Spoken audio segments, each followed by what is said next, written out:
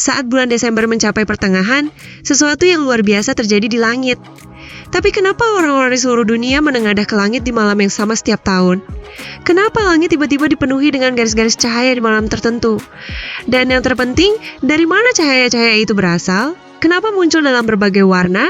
Dan kenapa ada yang meledak seperti bola api? Jawaban atas pertanyaan-pertanyaan ini tersembunyi dalam perjalanan kosmik yang dilakukan bumi pada malam 13-14 Desember. Karena pada saat itulah, planet kita melewati aliran serpihan tak terlihat yang ditinggalkan oleh 3.200 phaeton. Suai ini sementara mengubah langit menjadi panggung cahaya.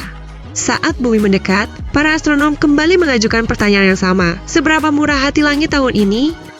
Di balik rasa ingin tahu ini, tersembunyi fenomena alam yang berulang setiap tahun, namun selalu terlihat berbeda setiap kalinya. Hujan meteor Geminid. Meskipun banyak orang menganggap acara ini sebagai pertunjukan, ada juga pertanyaan lain. Apakah ini berbahaya bagi bumi?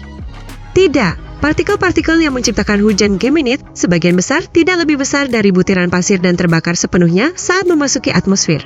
Oleh karena itu, tidak perlu khawatir akan fragmen besar yang mencapai permukaan. Hujan meteor Geminid dikenal sebagai salah satu fenomena alam paling terang dan intens di bulan Desember.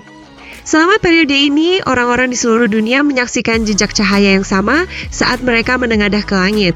Kadang muncul garis cahaya singkat, kadang kilauan biru, kuning, dan merah saling berurutan. Semuanya berasal dari sisa-sisa phaeton.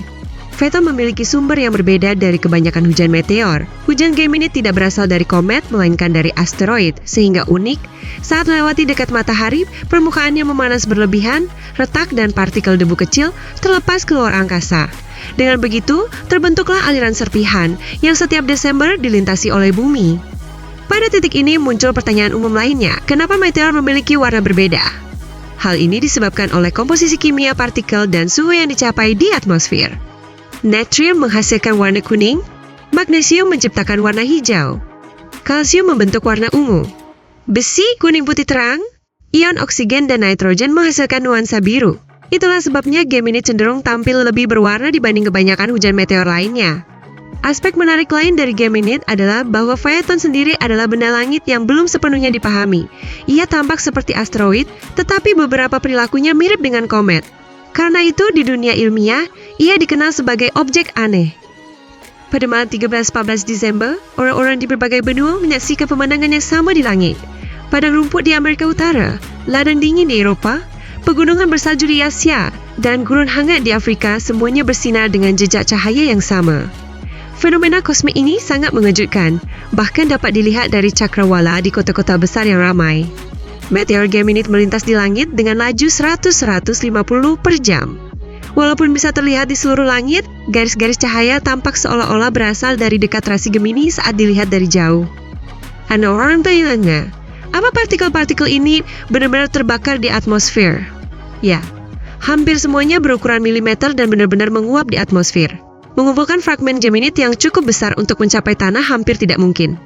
Partikel-partikel ini masuk ke atmosfer dengan kecepatan 35 km per detik, bergesekan dengan molekul udara, berubah menjadi plasma, dan kita melihatnya sebagai jejak cahaya. Beberapa meteor meledak lebih terang pada tahap ini. Fenomena bola api terjadi karena partikel yang lebih besar atau terbakar lebih lama. Jejak cahaya ini jauh lebih dari sekadar kilauan sesaat. Masing-masing mewakili fragmen dari masa lalu tata surya yang dalam. Ada yang telah menjelajah luar angkasa selama ribuan tahun, ada yang baru saja terlepas dari permukaan phaeton.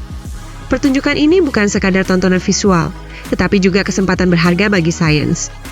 Observatorium mengukur kecepatan, kecerahan, dan sudut masuk meteor. Data ini memungkinkan pemahaman yang lebih baik tentang struktur phaeton. Pengamatan gelombang radio bahkan memungkinkan pelacakan meteor di daerah berawan. Pada saat ini, muncul lagi pertanyaan umum, apakah hujan meteor berisiko bagi wahana antariksa? Ya, tapi biasanya sangat kecil. Wahana antariksa bisa menghadapi partikel berkecepatan tinggi yang ukurannya hanya mikrometer. Karena itu, organisasi antariksa mengambil langkah-langkah perlindungan, seperti mengubah orientasi wahana saat aliran meteor intens.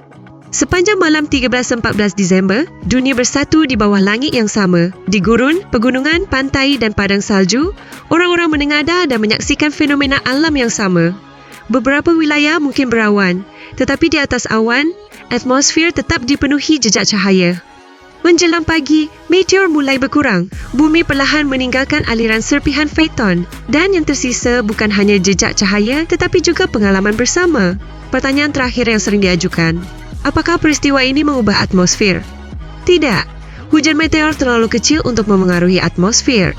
Zat yang dihasilkan dari pembakaran dilepaskan dalam jumlah sangat kecil sehingga tidak dapat mengubah komposisi udara.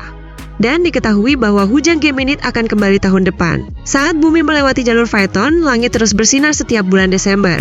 Jika kamu menikmati konten ini, jangan lupa untuk like, subscribe channel untuk konten baru, dan tulis pendapatmu tentang hujan meteor di kolom komentar di bawah. Apakah kamu sempat menyaksikan meteor Geminid di daerahmu? Sampai jumpa di komentar!